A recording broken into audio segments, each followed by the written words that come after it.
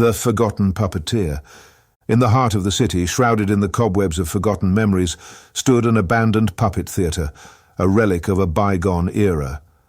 Its weathered marquee, once vibrant with colours, now creaked in the wind, bearing the weight of time. The faded posters hinted at performances long past, and the empty windows stared like vacant eyes into the desolation within. Legend spoke of an old puppeteer, Master Renard, whose creations had once graced the stage with unparalleled artistry. His puppetry was more than a performance. It was a dance of enchantment that captivated audiences night after night. However, as the years wore on and modernity eclipsed the charm of traditional theatres, Master Renard's once beloved puppetry fell into obscurity. Master Renard, abandoned by the changing times, had retreated into solitude, his puppet theatre left to decay. Yet, the puppets he had crafted with meticulous care harboured a dormant energy, a lingering essence of their creator's passion and increasingly a growing resentment for their forgotten master. One moonlit night, the stillness of the abandoned theatre was shattered by the creaking of old hinges and the soft patter of wooden feet. The puppets, seemingly lifeless during the day, came to life as the moon cast its ethereal glow upon the stage. Their strings twitched and their joints creaked as if awakening from a deep slumber. First among them was Pierrot, a melancholic jester with painted tears. His delicate movements brought a sense of eerie grace to the stage. Then came Columbine, a delicate ballerina whose porcelain face belied the fury that simmered within. Harlequin, the mischievous prankster, and the stoic soldier completed the ensemble. As the puppets moved in unison, their wooden limbs articulating a dance only they could hear, a soft, haunting melody filled the air. The puppet theatre, once silent, resonated with the spectral symphony of strings and wood. In the forgotten corners of the city, rumours began to circulate about the mysterious happenings within the abandoned puppet theatre. Some claimed to hear the echoes of laughter, while others spoke of ethereal music that haunted the night. None dared to venture close, for the puppet theatre had acquired a reputation, a place where the line between the living and the crafted blurred. Unknown to the curious onlookers, Master Renard, now an elderly recluse living on the outskirts of town, clung to the memories of his past. His aging hands, once nimble and skilled in puppetry, now trembled with age. The world had forgotten him, but the spirits of his creations had not. The puppets, animated by a force beyond mortal comprehension, sought out their master. Pierrot, with his mournful gaze, led the procession as they stepped out of the puppet theatre and ventured into the night. The moonlit city streets became their stage, and the world bore witness to a surreal performance. Master Renard, sitting alone in his dimly lit home, sensed a disturbance in the air. He felt the echoes of his past calling out to him, a familiar melody that stirred memories of standing in the spotlight, manipulating his wooden companions with a magician's touch. As the music reached a crescendo, the door to his home swung open, revealing the spectral forms of his long-forgotten puppets. Pierrot, with a grace that defied his wooden joints, approached Master Renard. The old puppeteer, eyes wide with disbelief, recognized the creations of his hands, brought to life by forces unknown.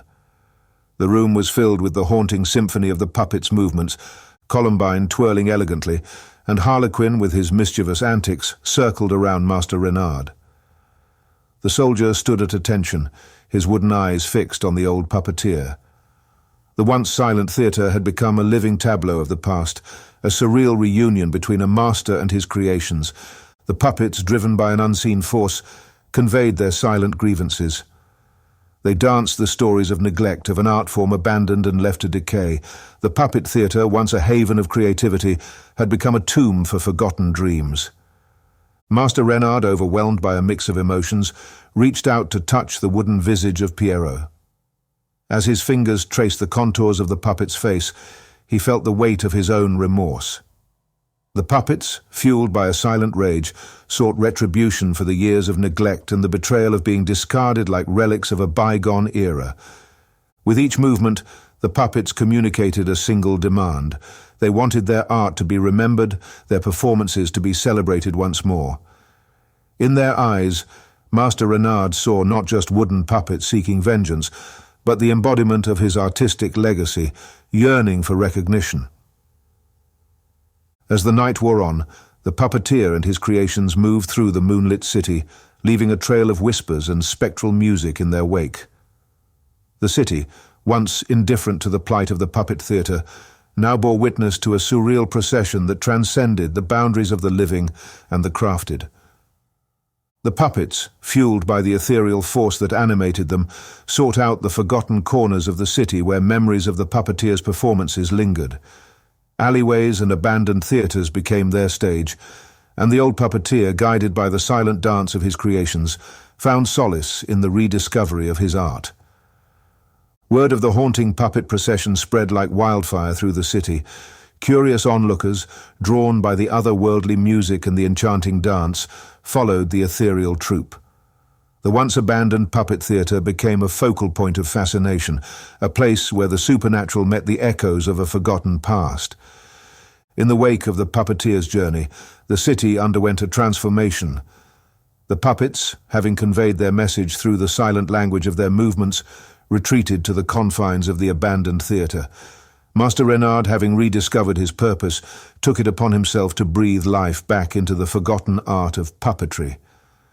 The news of the puppeteer's revival spread, drawing crowds to the once desolate theatre. The wooden creations, now relegated to the stage once more, captivated audiences with a performance that transcended the ordinary. The haunting melodies, reminiscent of moonlit nights and forgotten dreams, resonated with the hearts of those who bore witness. As the final notes of the puppeteer's symphony echoed through the revived theatre, the puppets took their bows. The city, once indifferent to the fate of the abandoned puppet theatre, now embraced the art form with renewed enthusiasm. Master Renard, having found redemption through the silent dance of his creations, stood in the spotlight once more. The puppets, having fulfilled their spectral purpose, returned to their dormant state. The old puppeteer, surrounded by applause and newfound admiration, bowed alongside his creations. The puppet theatre, no longer abandoned, became a beacon of artistic revival, a testament to the enduring magic that transcends the boundaries of time and neglect.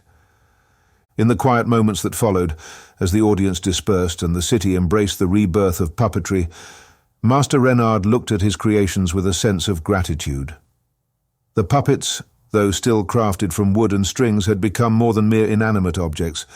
They had become vessels of artistry, conduits of a timeless magic that could bridge the gap between the forgotten past and the hopeful future. And so, the once abandoned puppet theatre, now alive with the echoes of applause and the laughter of an enchanted audience, stood as a testament to the enduring power of forgotten dreams and the unspoken language of the crafted world. The legacy of Master Renard and his puppets lived on, a story whispered in the shadows and immortalized in the haunting melodies that echoed through the city.